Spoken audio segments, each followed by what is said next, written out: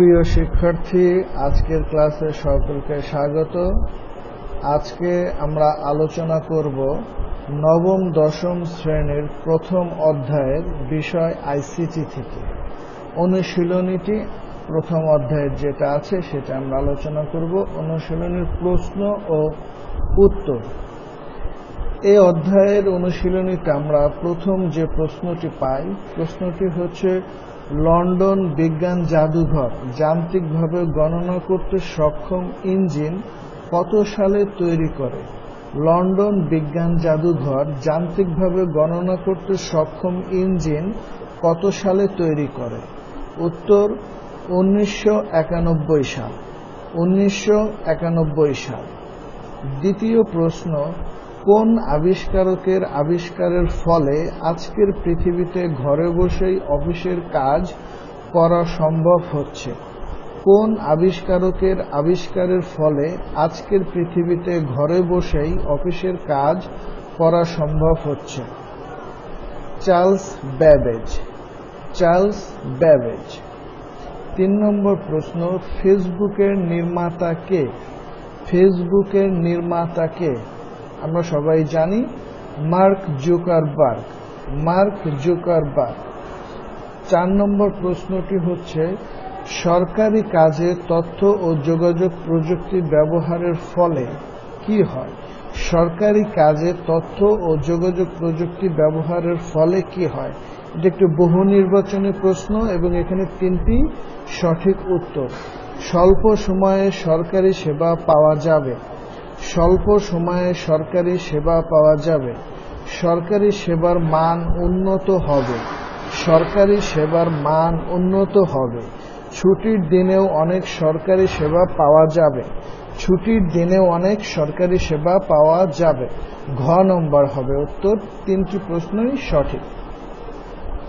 এরপরে আছে, নিচের অনুচ্ছেদটি পড়ে 5 ও 6 নং প্রশ্নের উত্তর দাও। এখানে যে অনুচ্ছেদটি আছে সেটা আমরা সুন্দরভাবে লক্ষ্য করব।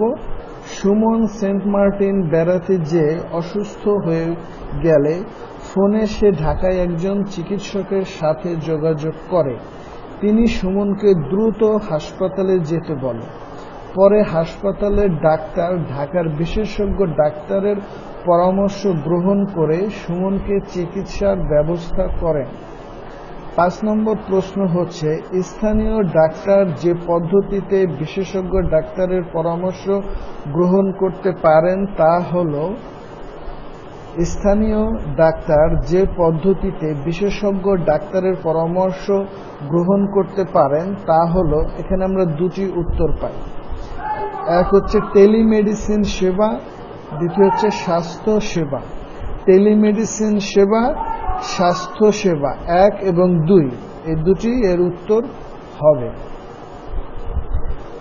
6 নম্বর প্রশ্ন, সুমনের চিকিৎসায় কোন প্রযুক্তির ভূমিকা প্রধান? সুমনের চিকিৎসায় কোন প্রযুক্তির ভূমিকা প্রধান? আইসিটি। আইসিটি। আমরা এখান থেকে পরবর্তী প্রশ্নে চলে যাচ্ছি। এখানে সৃজনশীল প্রশ্ন আছে।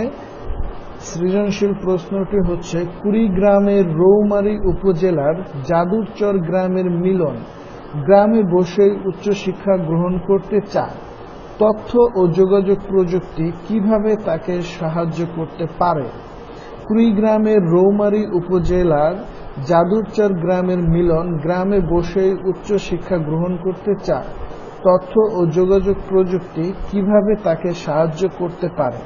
এখানে আমি কিছুটা সহযোগিতা করেছি, তোমরা বইটা পড়ে সুন্দরভাবে সাজিয়ে এটাকে লিখতে পারো। এখানে কিছুটা তথ্য আমি তোমাদের দেওয়ার চেষ্টা করেছি। শুরু করব আমরা এভাবে, কুড়িগ্রামের রৌমারী উপজেলার যাদুরচর গ্রামের মিলন গ্রামে বসে উচ্চশিক্ষা গ্রহণ করার জন্য তথ্য ও যোগাযোগ প্রযুক্তির ই-লার্নিং পদ্ধতিটি গ্রহণ করতে পারে। এজন্য মিলনকে আইসিটির যন্ত্র, মোবাইল ফোন, ল্যাপটপ, কম্পিউটার এর সাথে হাই স্পিড ডাটা ইন্টারনেট সংযোগ স্থাপন করতে হবে। ইন্টারনেট ব্যবহারের মাধ্যমে পছন্দের বিষয়টি গ্রহণ করতে পারে। পৃথিবীতে ই-লার্নিং এর জন্য নানা উপকরণ তৈরি হতে শুরু হয়েছে। পৃথিবীর অনেক বিশ্ববিদ্যালয় অসংখ্য কোর্স অনলাইনে মুক্ত করে দিয়েছে, যে কেউ চাইলে কোর্সটি গ্রহণ করতে পারে।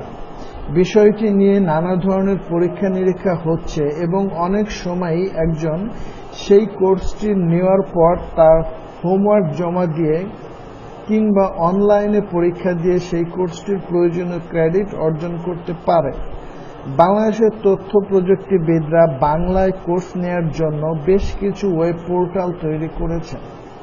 এভাবে আমরা সুন্দরভাবে কিছুটা তথ্য সংগ্রহ করে বই পড়ে আমরা নিজেদের মতন করে সাজিয়ে লিখতে পারি এই সৃজনশীল প্রশ্নটি।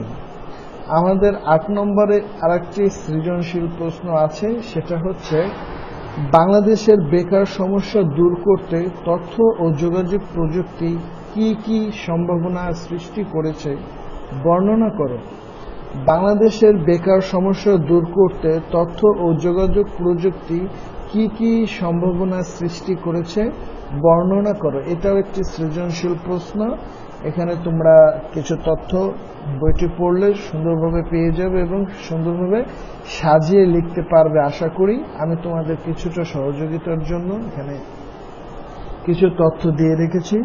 তথ্য প্রযুক্তি ব্যবহারের ফলে একজন কর্মী অনেক বেশি কাজ করতে পারে, ফলে প্রতিষ্ঠান কম কর্মী দিয়ে অনেক বেশি কাজ করাতে পারে। তাছাড়া আরও অনেক ক্ষেত্রে তথ্য প্রযুক্তির ব্যবহারে কর্মসৃজন ও কর্মপ্রাপ্তিতে নতুন ধারা সৃষ্টি করেছে। তথ্য প্রযুক্তি বিকাশের ফলে কিছু কিছু সনাতনী কাজ বিলুপ্ত এবং একই সাথে বেশ কিছু কাজের ধারা পরিবর্তনের ফলে অসংখ্য নতুন কাজের সৃষ্টি হয়েছে।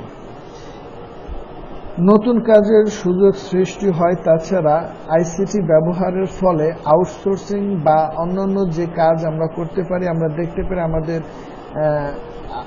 বিভিন্ন কাজের সৃষ্টি হয়েছে অনলাইন ভিত্তিক। এখানে নতুন নতুন কাজের ধারা সৃষ্টি হয়েছে। এভাবে আমরা